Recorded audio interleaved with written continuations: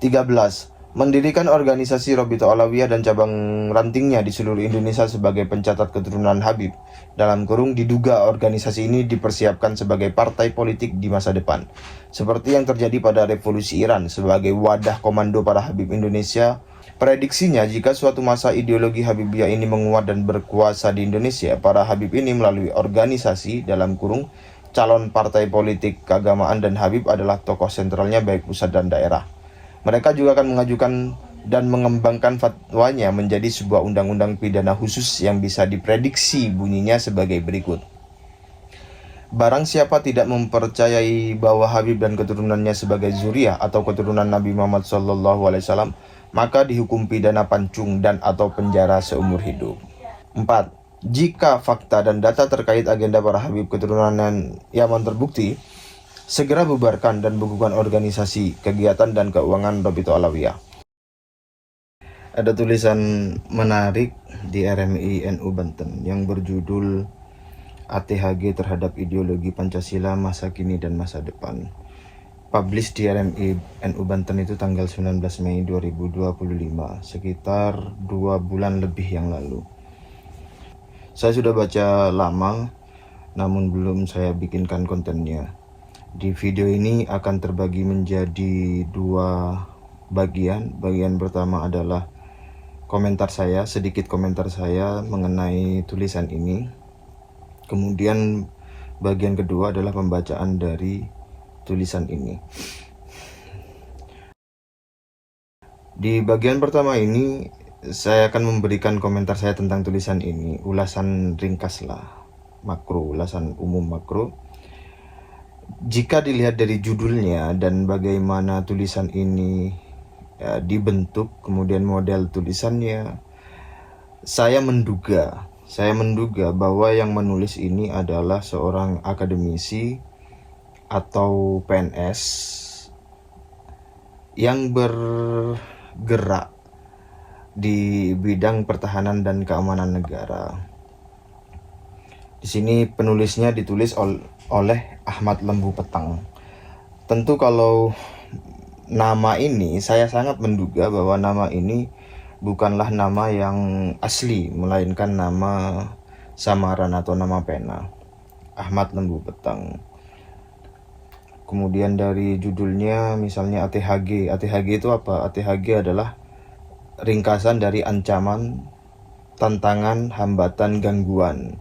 Ini adalah singkatan yang tidak populer di masyarakat pada umumnya dan digunakan di konteks-konteks atau wilayah-wilayah pembicaraan tertentu.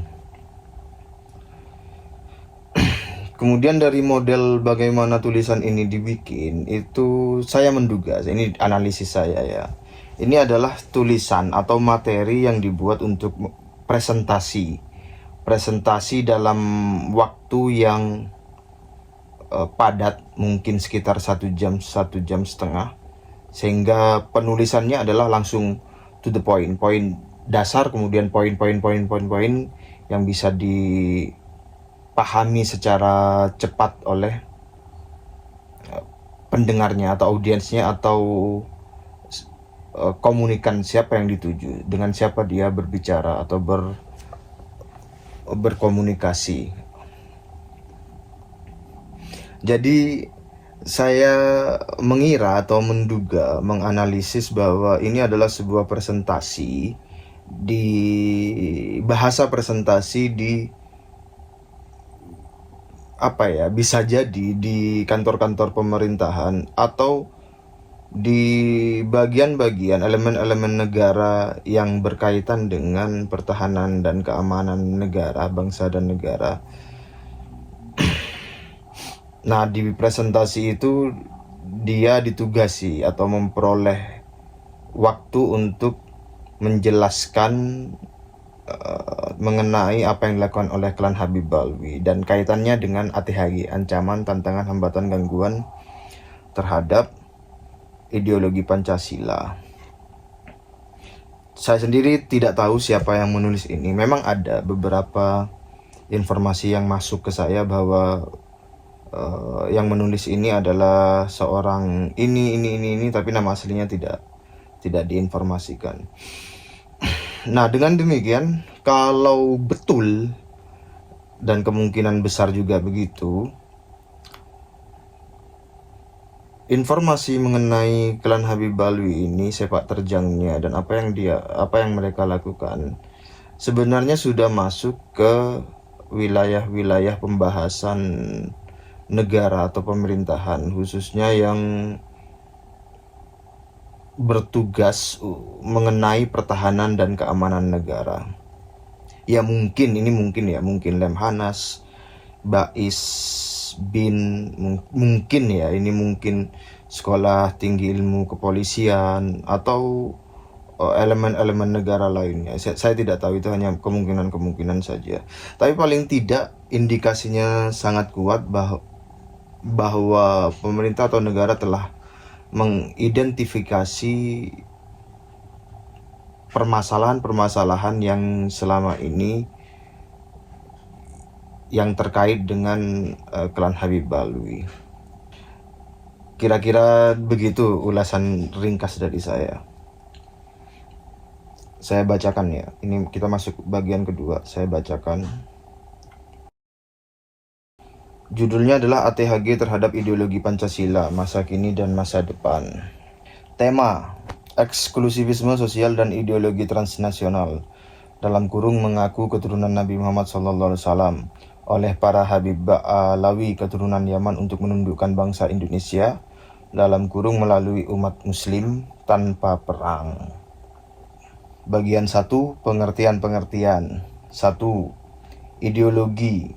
Ramlan Surbakti mengemukakan ideologi baik secara fungsional maupun secara struktural. Secara fungsional, ideologi diartikan sebagai seperangkat gagasan tentang kebaikan bersama atau masyarakat yang dianggap paling baik. Sedangkan secara fungsional, ideologi terbagi menjadi dua tipe, yaitu doktriner dan ideologi yang pragmatis. Ideologi doktriner adalah ajaran-ajaran yang terkandung dalam ideologi dirumuskan secara sistematis, dan pelaksanaannya diawasi secara ketat oleh aparat partai maupun aparat pemerintah. Contoh, ideologi komunisme, ajaran keagamaan atau teologi, dalam kurung ideologi, seperti pengakuan terhadap Ahlul Bait, garing keturunan Nabi Muhammad SAW, dalam kurung sebagai pemimpin akhir zaman, garing Imam Mahdi. Ideologi liberal, ideologi Pancasila, dan lainnya. Poin nomor 2, eksklusivisme sosial keagamaan. Sikap eksklusivisme di bidang keagamaan merupakan suatu sikap fanatik dan diskriminasi terhadap kelompok, golongan agama tertentu yang menganggap rendah kelompok agama lain. Beberapa pandangan yang mendasari sikap eksklusivisme adalah kesalahan dari beberapa individu atau kelompok yang kemudian dihakimi dengan pandangan rendah untuk kelompok tersebut. Contoh, mengunggulkan nasab klan, garing marga, seperti yang dilakukan para Habib dalam kurung Balawi Yaman di Indonesia, yang disambungkan pada keturunan manusia paling mulia di muka bumi, yakni Nabi Muhammad SAW, yang sangat dihormati dan diikuti oleh umat Islam di seluruh dunia. Poin 3, ideologi transnasional. Menurut Direktur Bina Ideologi Karakter dan Wawasan Kebangsaan Kementerian Dalam Negeri RI, Bapak Dr. Andes Derajat Wisnu Setiawan MM, bahwa ideologi transnasional merupakan ideologi yang disebarkan ke berbagai negara dengan tujuan tertentu. Di banyak negara, akibat pembatasan dan persaingan global baik ekonomi, sosial, antar negara yang semakin kabur dan berkembang ditambah dengan kemajuan era digital ini. Ideologi ini bisa berbagai macam bentuknya, baik ekonomi, politik, agama, LGBT, dan lain sebagainya, disesuaikan dengan sasaran yang dituju. Contoh, karena masyarakat Indonesia mayoritas Muslim, maka akan digunakan tools atau alat propaganda yang terkait agama Islam seperti ideologi faham radikal ISIS, Jamaah Islamiyah, JAT, dan lainnya, termasuk doktrin mengaku keturunan atau kecucu Nabi Muhammad SAW yang dilakukan para Habib, juga termasuk sebuah ideologi atau faham yang perlu diwaspadai. Karena ini pernah digunakan penjajah Belanda melalui ide tokoh propaganda, yaitu Christian Snoek Hurgronje, yang mengusulkan kepada pemerintahnya agar menghadirkan para Habib dari Yaman untuk mengaku-ngaku sebagai keturunan Nabi Muhammad SAW kepada masyarakat Muslim di Nusantara, agar mereka pada patuh dan tidak melakukan perlawanan karena fatwa para Habib tersebut. Pengakuan Habib sebagai Ahlul Bait ini dilestarikan sampai saat ini, digunakan sebagai pemikat daya tarik agar masyarakat dengan mudah menuruti apa yang diperintah atau diinginkan oleh para Habib agar mendapat barokah atau syafaat. Sehingga banyak pecinta dan pengikut fanatiknya yang disebut Muhibbin Habib selalu taat dan patuh. Poin 4. Ahlul Bait. Menurut penulis, doktrin tentang Ahlul Bait ini termasuk dalam kategori ideologi transnasional yang menyebar di kalangan umat muslim di seluruh dunia. Ahlul Bait adalah keluarga Rasulullah SAW yang paling diberkahi. Ideologi dalam bentuk teologi ini membawa dampak positif dan negatif, tergantung dari para penganutnya dalam menerjemahkan dan mengaplikasikan keyakinan terkait Ahlul Bait ini, baik memperlakukan seseorang atau kelompok yang diyakini sebagai keturunan Nabi Muhammad SAW dengan istimewa.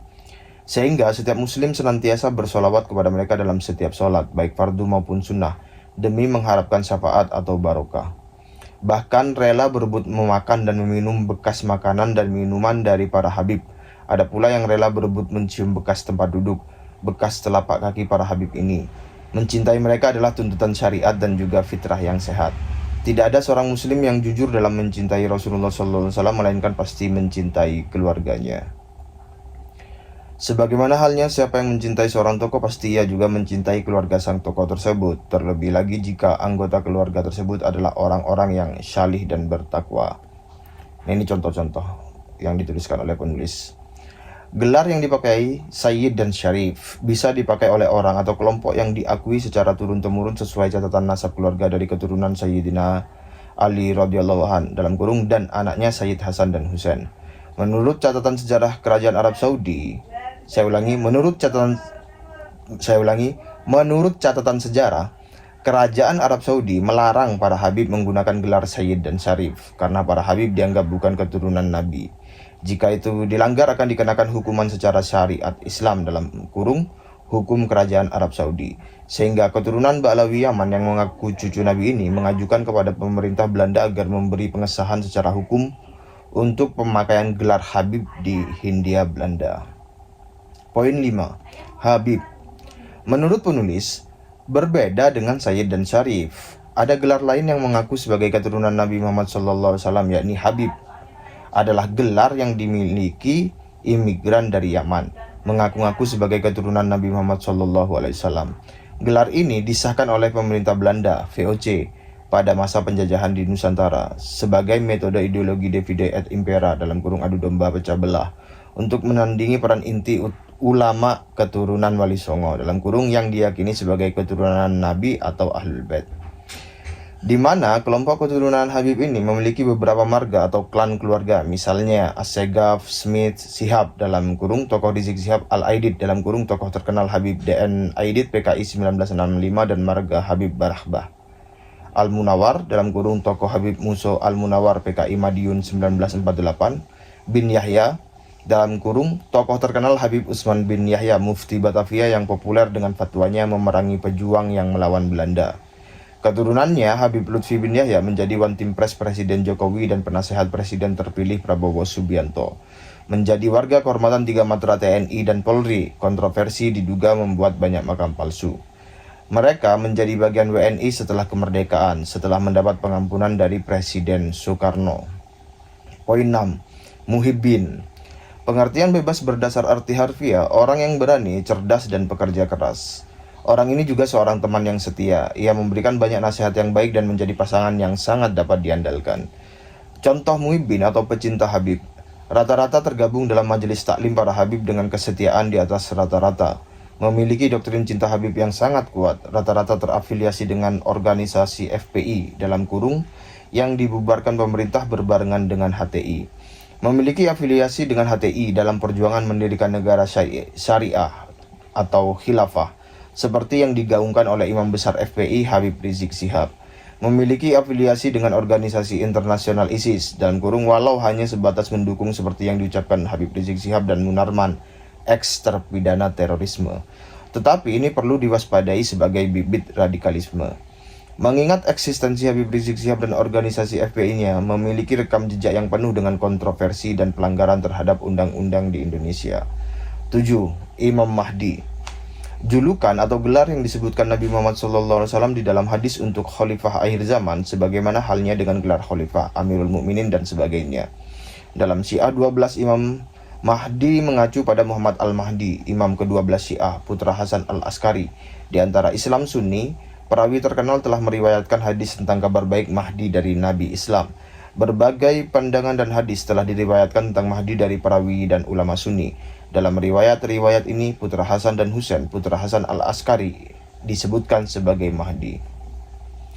Para Habib ini sangat ingin memonopoli dengan mengaku sebagai keturunan Nabi, dikarenakan ada indikasi keinginan kuat untuk menguasai secara spiritual terhadap umat muslim khususnya di Indonesia, dan bahkan akan dikembangkan sampai ke tingkat global. Mereka ingin menjadi calon tunggal pemimpin dunia, dalam kurung pemimpin sampai akhir zaman yang disebut dalam hadis, yakni Imam Mahdi. Menurut penulis, doktrinasi yang dilakukan para Habib kepada jamaahnya di majelis taklim dan melalui kanal medsosnya dijadikan sebuah propaganda penanaman ideologi khusus yang disebut ideologi Habibiyah, yang mana doktrinnya tidak jauh dan tidak sama persis dengan ideologi kaum Syiah Iran sebagai cara menutupinya. Bagi yang mempercayainya dijadikan bagian dari iman yang percaya akan imamiyah para ahlul bait, dalam kurung Habib. Faktanya, dari para Habib, jika ada orang yang tidak percaya bahwa mereka bukan keturunan Nabi, maka orang atau kelompok tersebut akan disebut kafir, bahkan dilakukan persekusi baik fisik dan psikis. Itu sudah banyak terjadi, walau korbannya banyak yang takut lapor ke polisi. Prediksinya, jika suatu masa ideologi Habibiyah ini menguat dan berkuasa di Indonesia, para Habib ini melalui organisasi, dalam kurung calon partai politik keagamaan, dan Habib adalah tokoh sentralnya baik pusat dan daerah. Mereka juga akan mengajukan dan mengembangkan fatwanya menjadi sebuah undang-undang pidana khusus yang bisa diprediksi bunyinya sebagai berikut. Barang siapa tidak mempercayai bahwa Habib dan keturunannya sebagai zuriyah atau keturunan Nabi Muhammad SAW, maka dihukum pidana pancung dan atau penjara seumur hidup. Saya insert sedikit. Nah, prediksi ini juga sudah saya ungkapkan di suatu tulisan atau beberapa tulisan ya, yang tentang bikin cabang-cabang, kemudian kelindahan antara RA, FPI dan majelis-majelis lainnya untuk menguasai Indonesia. Nah, kalau di sini beliau menguak prediksi akan menjadi partai politik, dan itu juga bisa kita baca algoritmanya menjadi partai politik, dan lebih jauh sang penulis ini memprediksi bunyi dari undang-undang pidana khusus yang telah saya bacakan tadi. Undang-undang khusus ini digunakan untuk mengunci posisi sentral para Habib sebagai pemimpin agung di Indonesia, sebagai pemimpin suci keagamaan yang berpengaruh kuat dalam menentukan apapun di negeri ini. Ideologi seperti ini jika berkembang dan menguat akan sangat berbahaya bagi nilai-nilai kebangsaan yang mendasarkan Pancasila sebagai ideologi bangsa dalam kebinekaan atau keberagaman. 8. Demokrasi Republik Islam Iran. Pemimpin agung adalah sosok paling berkuasa di Iran, dalam kurung hanya ada dua sejak revolusi Islam pada 1979, adalah Ayatullah Ruhollah Khomeini, pendiri Republik, dan penerusnya Ayatullah Ali Khomeini. Khomeini menempati posisi puncak struktur politik Iran ini setelah rezim Shah Muhammad Reza Pahlavi digulingkan. Pemimpin agung Iran harus dari keturunan Ahlul Bait atau keturunan Imam Husain, dalam kurung cucu Nabi Muhammad SAW, menurut keimanan masyarakat Syiah Iran. Pemimpin agung adalah panglima tertinggi angkatan bersenjata Iran dan mengendalikan aparat keamanan. Ia juga menunjuk kepala kehakiman, setengah anggota dewan penjaga yang berpengaruh, imam sholat Jumat, dan kepala jaringan televisi dan radio pemerintah. Yayasan amal milik pemimpin agung yang bernilai miliaran dolar juga mengontrol sebagian besar ekonomi Iran. Ayatullah Khomeini menjadi pemimpin agung setelah kematian Khomeini pada 1989. Ia telah mempertahankan kekuasaan dan meredam tantangan terhadap sistem kekuasaan. Rizik Syihab digelari sebagai imam besar umat Islam oleh pendukungnya di kala Gerakan Bela Islam 212. Gelar imam besar ini sudah mengindikasikan persiapan sebagai pemimpin agung keagamaan yang memiliki power tertinggi di atas 3 cabang kekuasaan yang sudah ada di Indonesia. Ini patut diwaspadai oleh pemerintah, khususnya lembaga pertahanan, aparat penegak hukum, elemen intelijen negara, dan masyarakat. Gelar imam besar ini bisa dikatakan mirip dengan pola Syiah Iran yang memiliki keidentikan.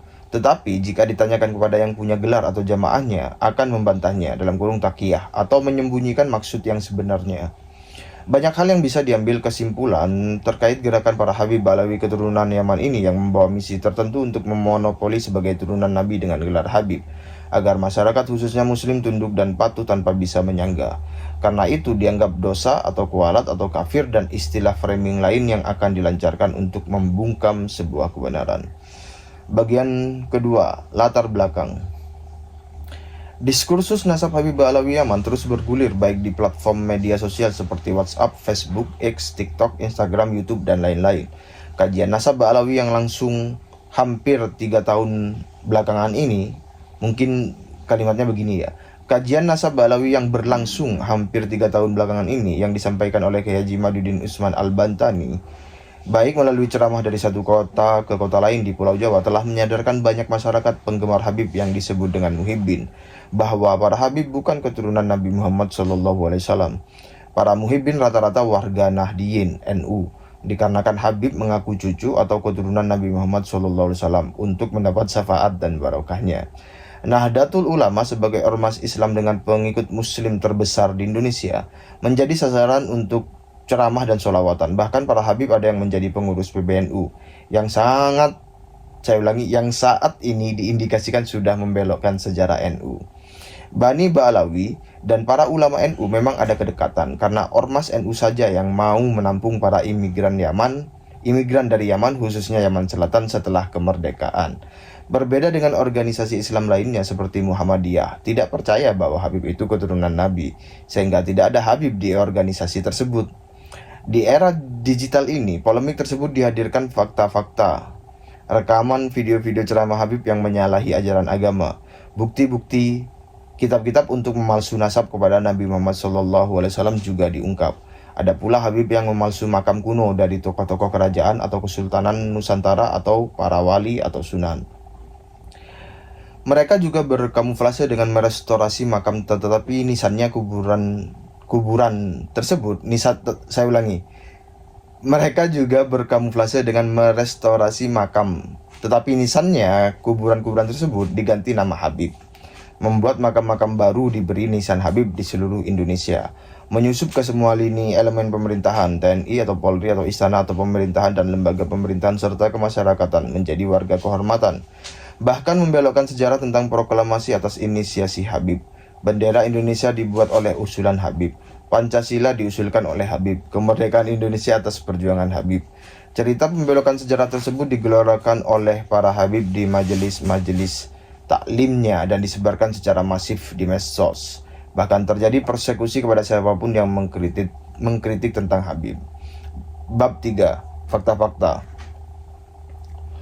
1.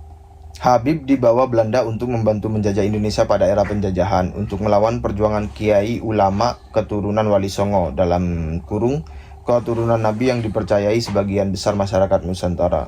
Habib dihadirkan sebagai metode pembelahan kekuatan ideologi kecintaan kepada keturunan Nabi dengan mengandalkan wajah ke Arab-Araban, bersurban imamah dan sholawatan andalannya di majelis taklim. 2. Presiden Soekarno melalui Jenderal Ayani berniat mendeportasi para Habib keturunan Yaman karena menjadi bagian penjajah pada masa itu, tetapi dilarang oleh kiai ulama PBNU dengan alasan kemanusiaan. 3. Pada era 1948 terjadi pemberontakan PKI Madiun dipimpin oleh Habib Muso Al-Munawar. Sengaja dihapus catatan tentang klan atas nama marga Al-Munawar agar banyak masyarakat Indonesia tidak tahu. 4. Pada tahun 1965 terjadi lagi peristiwa pemberontakan PKI dengan tokoh terkenalnya Habib DN Aidit, sehingga Robito Alawiyah berusaha menutupi marga Aidit tidak dimasukkan dalam catatan sebagai Habib. 5. Pada tahun 1985 terjadi pengeboman di Candi Borobudur yang dilakukan oleh Habib Abdul Qadir Ali Al-Habsyi. Habib Husain Ali Al-Habsyi karena alasan membalas dendam peristiwa Tanjung Priok di mana umat Islam yang anti asas tunggal ditembaki tentara. 6.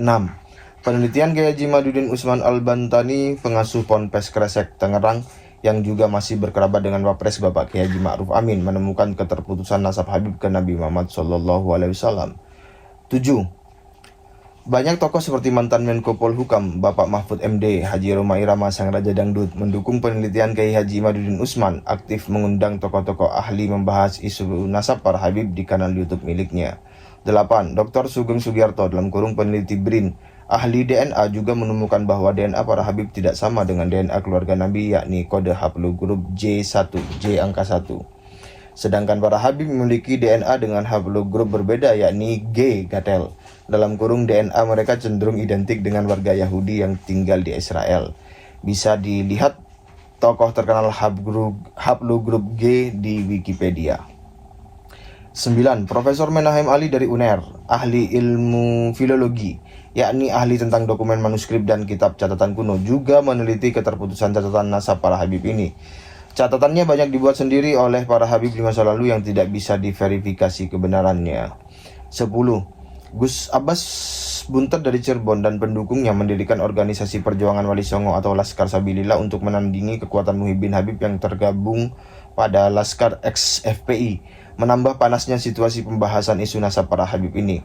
Hal ini dilakukan karena ancaman kepada para kiai, ulama, santri, dan masyarakat yang membahas nasab para Habib akan dipersekusi para pendukung Habib, sehingga perlu membuat organisasi dan laskar untuk melindungi kiai dan ulama dari tekanan dan persekusi para Habib dan simpatisannya. 11. Terjadi doktrin sesat para Habib dalam ceramah antara lain harus mencintai Habib agar bisa dapat syafaat, bisa masuk surga, terhindar dari siksa kubur. Cerita karomah para Habib untuk memikat para muhibbin dan lain-lain. Meminta imbalan uang, barang, bahkan istri kiai atau santri, wanita ponpes yang diinginkan oleh sang Habib. 12. Pengaruh sebagai Habib digunakan untuk mengumpulkan massa, mengumpulkan pundi-pundi uang untuk pribadi dan organisasi Habib di kala masa kampanye Pilpres, Pileg, Pilkada. Selain itu ada haul atau maulid tiap tahun dan peziarah tiap hari yang menghasilkan uang sodako, dalam kurung kotak amal yang menggiurkan dalam bisnis nasab dan kuburan Habib ini. 13. Mendirikan organisasi Robito Alawiyah dan cabang rantingnya di seluruh Indonesia sebagai pencatat keturunan Habib. Dalam kurung diduga organisasi ini dipersiapkan sebagai partai politik di masa depan, seperti yang terjadi pada revolusi Iran sebagai wadah komando para Habib Indonesia untuk menjadi calon-calon pemimpin agung atau imam besar baik tingkatan pusat dan wilayah, kota atau kabupaten atau provinsi.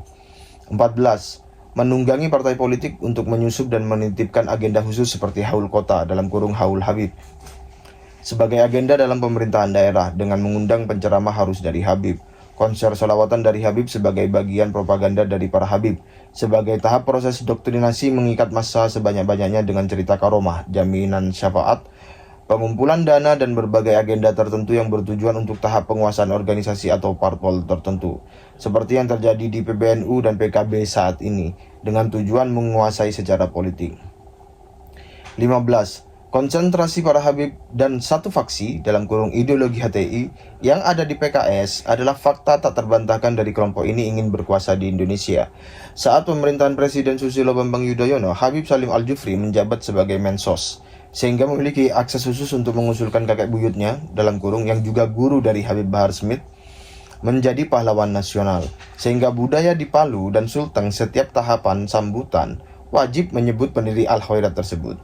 Ini bukti penguasaan daerah dalam kurung istimewa bersyariah ala Habib sudah berjalan di Palu dan Sulteng sudah berhasil dan sukses. Bahkan diabadikan menjadi nama bandara di Palu. Begitulah cara-cara para Habib menancapkan pengaruhnya. 16. Habib Lutfi bin Yahya melalui organisasi Petanesia dengan sekjennya Habib Hani Assegaf dalam kurung diduga juga menjadi bagian agen ganda baik CIA dan Mossad. Menurut pernyataannya, ditugasi Habib Lutfi untuk bergerak merestorasi kuburan-kuburan kuno dengan target 6.000 kuburan dalam kurung diduga palsu di seluruh Indonesia. Dalam kurung, hal ini mirip dengan metode Zionis Israel menguasai tanah Palestina dengan membuat makam-makam palsu di atas namakan nama-nama Yahudi, digunakan sebagai bukti sejarah bahwa leluhur mereka sudah ada sebelum bangsa Palestina di tanah tersebut. Metode ini sudah dijalankan lama. Terbukti banyak makam Habib di mana-mana yang ditemukan masyarakat dan diidentifikasi rata-rata palsu. 17. Di Jakarta, di era Gubernur Anies Baswedan juga mengubah beberapa ruas jalan menjadi beberapa nama tokoh. Salah satunya nama Jalan Kiai Haji Mas Mansur di dekat TPU Karet Bifa diubah menjadi Jalan Habib Usman Mufti Betawi. Habib Utsman inilah yang menjadi kontroversi karena catatan sejarah yang bersangkutan adalah Mufti Batavia mendapat bintang jasa dari pemerintah Belanda karena peran fatwanya menghadang perjuangan kiai ulama Nusantara yang dianggap sebagai pemberontak. Akibat fatwa tersebut, banyak kiai ulama, santri, dan pejuang menjadi korban. Tragedi Cilegon adalah bukti kesuksesan fatwa Habib Utsman dan VOC menghancurkan perjuangan masyarakat Banten. Sehingga terkenal pemikiran Habib Utsman tersebut dinamakan akal koja, akal licik. Sebab Habib Utsman tinggal di daerah Koja. Dan diduga Habib Lutfi bin Yahya sudah mengusulkan nama kakeknya tersebut menjadi pahlawan nasional, baik ke Presiden Jokowi atau nanti ke Presiden Prabowo jika sudah dilantik. Jika ini terwujud, maka akan memantik protes dari masyarakat. 18. Habib Rizik melalui gerakan berkedok bela Islam 212 dalam kurung, sejatinya gerakan tersebut membawa misi seperti revolusi Islam Iran yang digalang dan dipimpin oleh Imam Khomeini yang juga mengaku sebagai keturunan Nabi Muhammad SAW. Gerakan 212 ini juga membawa nama besar Panglima TNI Jenderal Gatot Nurmantio yang ikut mendukung gerakan ini. Semoga di masa depan tidak ada lagi Panglima TNI dan petinggi Polri mendukung gerakan serupa yang menciderai kode etik dan disiplin sebagai prajurit dan jiwa nasionalisme. Sehingga pada tahun 2019, pemerintah melalui SKB Menteri-Menteri mengeluarkan keputusan bahwa organisasi FPI dan HTI adalah organisasi terlarang. 19. Mempersekusi Kiai NU dan Banser di wilayah Karawang yang memantik konflik horizontal meluas jika tidak segera ditangkap pelakunya oleh polisi. Diduga persekusi ini didalangi oleh Habib Bahar dan jamaahnya untuk membubarkan acara pengajian yang membahas nasab para Habib. Kejadian serupa juga terjadi di Tuban dan Gresik yang juga dihalang-halangi oleh tokoh ex-FPI Ali Badri dan pendukungnya.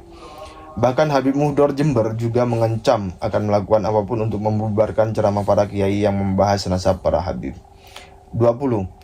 Muhyiddin Habib yang terafiliasi FPI berani melawan aparat penegak hukum seperti dalam peristiwa KM50 pada saat kasus Rizik Syihab mencuat dan menelan korban pengawal Rizik Syihab yang melawan aparat penegak hukum. Perilaku fanatisme yang menjadikan tindakan para pecinta Habib ini ke arah radikal ini dapat mengganggu kamtipmas di masyarakat. 21. Rizik Syihab melakukan safari dakwah akhir-akhir ini dengan menyuruh atau memprovokasi jamaahnya mengasah semua sajam yang dimiliki dan jika ada komando jihad, segera membantai musuh-musuh para Habib. 22. Banyak ceramah para Habib telah membelokkan sejarah Indonesia seperti tersebut dalam pendahuluan. Ini membuktikan bahwa gerakan para Habib yang terstruktur, sistematis, dan masif ini memiliki agenda tertentu, yakni untuk menguasai bangsa Indonesia melalui perbudakan spiritual umat muslim dan dilanjutkan untuk berkuasa di Indonesia. 23. Banyak muhibbin fanatik yang ada di TNI atau Polri, lembaga negara dan pemerintahan dengan berbagai macam pangkat dari jenderal sampai pangkat paling rendah, bahkan mengajak para Habib masuk ke dalam kesatuan-kesatuan tempur. Ada yang dijadikan sebagai warga kehormatan, menjadi narasumber dalam kurung diduga sambil menanamkan doktrin-doktrin tertentu kepada prajurit, kepada para taruna dalam kurung calon perwira atau pemimpin di 3 matra TNI dan Polri. Ini sungguh memprihatinkan dan berbahaya bagi prajurit TNI atau Polri yang akhirnya mempercayai bahwa Habib itu cucu Nabi Muhammad SAW. Bisa jadi akan banyak prajurit dan polisi maupun aparat pemerintahan tunduk takluk kepada para Habib ini. Kekuatan ini kekuatan ini bisa digunakan di suatu masa untuk melawan pemerintah yang sah. Banyak pengikut para Habib ini memiliki karakter fanatik, bahkan yang tergabung dalam afiliasi FPI memiliki militansi yang mengarah pada karakter radikal yang membahayakan. Pendekatan kepada jenderal dan pejabat di angkatan perang ini sebagai persiapan menguasai armada perang dan hukum, sebagaimana yang dilakukan pemimpin agung Iran. 24. Polemik nasab sudah berjalan 3 tahun dan sampai saat ini masih menjadi trending topik pembicaraan semua kalangan. Bahkan sudah merambah ke dunia pendidikan. Pada tanggal 10 September 2024 akan dihelat seminar kebangsaan dan ilmiah terkait nasab para Habib dan perannya bagi bangsa Indonesia, baik sebelum kemerdekaan, pasca kemerdekaan, dan masa kini, serta prediksi menakar maksud tujuan para Habib melakukan banyak kontroversi tersebut di atas terhadap NKRI. Kalau dilihat dari kalimat ini, yaitu kalimat pada tanggal 10 September 2024 akan dihelat seminar kebangsaan dan ilmiah terkait nasab para Habib. Berarti tulisan ini sebelum tanggal 10 September 2024. Iya, berarti ketika sudah masuk menuju tahun kedua polemik nasab dan pemalsuan makam dan sejarah. Poin 25, perseteruan Kiai Pribumi dalam kurung PBNU sampai terbawa dalam masalah politik perebutan PKB yang mana banyak didukung simpatisannya atau muhibbin dan Habib yang ada di PBNU dengan usulan MLB agar bisa mengganti ketum PBNU yang diduga beliau mendukung penelitian Kiai Imaduddin Usman yang tidak percaya Habib sebagai cucu Nabi. Sehingga memanas saat Munas di Bali, Banser atau Pagar Nusa atau Ansor mengarahkan pasukannya untuk apel kesetiaan di Bali sebagai tandingan, sehingga dikhawatirkan ke depannya ada dampak konflik lanjutan. 26. Laskar Sabilillah yang digawangi kiai-kiai pribumi didukung masyarakat budaya sudah mulai meningkatkan eskalasi perlawanan dengan cara akan melawan jika masa pecinta Habib membubarkan pengajian mereka. 27. Habib Lutfi memalsukan kuburan keluarga Keraton Jogja. Makam tersebut didanai oleh APBD Kota Semarang, sehingga Sultan Habib X melarang Habib Lutfi beraktivitas di Jogja. Melalui Laskar Mataram dan Alap-Alap Mataram melakukan pemantauan makam-makam yang dipalsu sudah dihancurkan. 28. Para Habib menyusup ke pemerintahan untuk mempengaruhi pejabat daerah agar menetapkan tanggal tertentu dijadikan agenda pemerintahan daerah untuk dijadikan Hari Haul Habib yang dibalut dengan nama Haul Kota, seperti di Jambi, di Kota Gresik, Pekalongan, Pasuruan, Probolinggo, Solo sebagai test the water atau cek ombak respon dari masyarakat yang mengikuti. Hal ini diduga sebagai gerakan persiapan untuk menguasai wilayah daerah tersebut untuk diusulkan secara otonomi daerah sebagai daerah syariah, dengan pemimpin agung atau keagamaan adalah Habib sebagai keturunan Nabi dan calon tunggal Imam Mahdi di Indonesia. 29.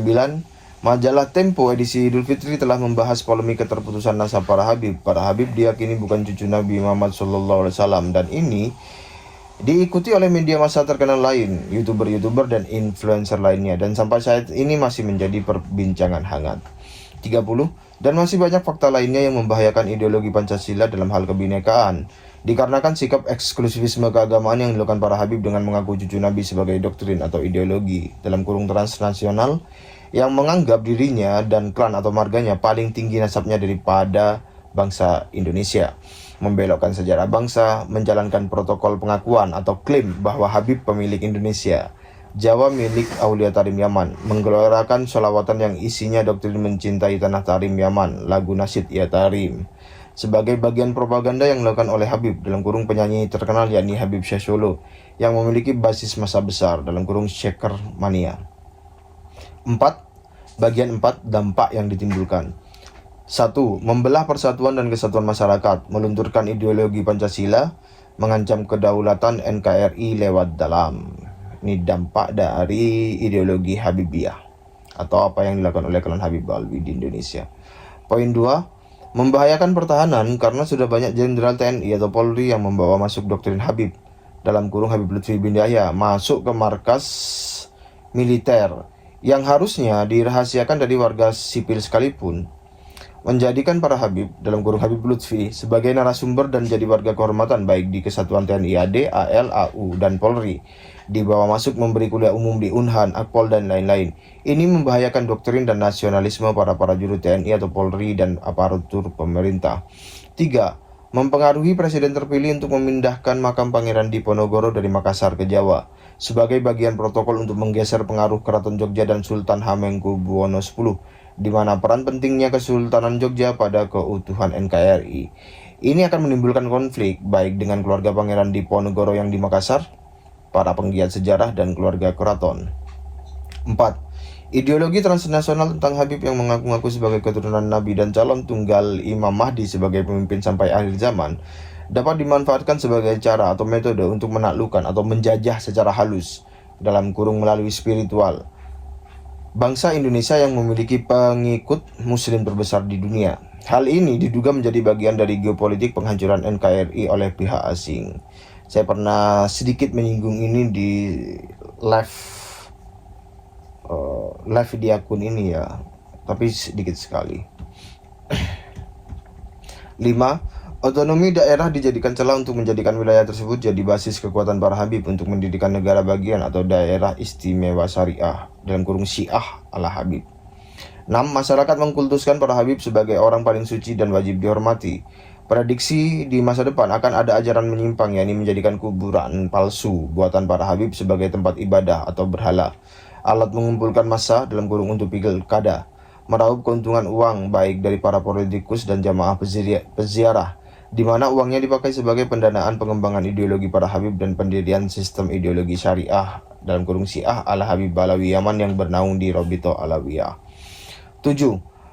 Dan banyak lagi dampak jangka panjang dan jangka pendek yang akan terjadi akibat ideologi mengaku-ngaku sebagai keturunan Nabi Muhammad SAW ini yang mendistorsi nilai-nilai Pancasila dalam kebinekaan atau keberagaman, yang memandang rendah warga negara Indonesia lainnya. Bagian 5, saran dan masukan. 1. Seluruh elemen jaringan intelijen negara seperti BIN, BAIS, BIK, BIK, Bakes, Bank Polinmas, dan lain-lain untuk memonitoring dalam kurung tertutup pergerakan, pendanaan, jaringan, dan lain-lain terkait organisasi Robito Alawiyah dalam kurung yang menaungi para habib keturunan Yaman. 2. Melakukan tindakan mitigasi awal dengan berbagai jaringan multi helix yang ada.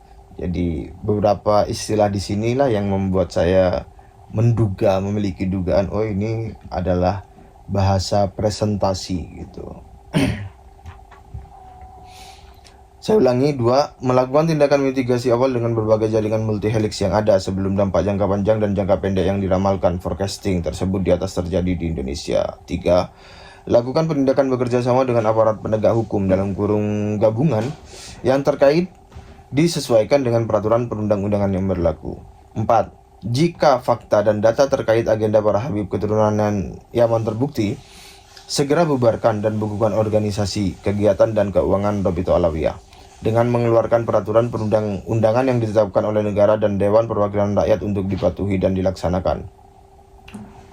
5. Segera mendata ulang peninggalan sejarah berupa makam-makam para tokoh Nusantara, menetapkan sebagai cagar budaya agar tidak disalahgunakan oleh orang atau pihak tertentu, serta mengkaji ulang catatan sejarah tentang Pancasila, bendera merah putih, dan lainnya yang sudah dibelokkan oleh para habib, melarang beredar buku-buku sejarah karangan para habib yang tidak sesuai sejarah nasional Indonesia, segera menghapus dan memblokir kanal-kanal YouTube yang menyiarkan sejarah palsu tentang kesejarahan nasional Indonesia.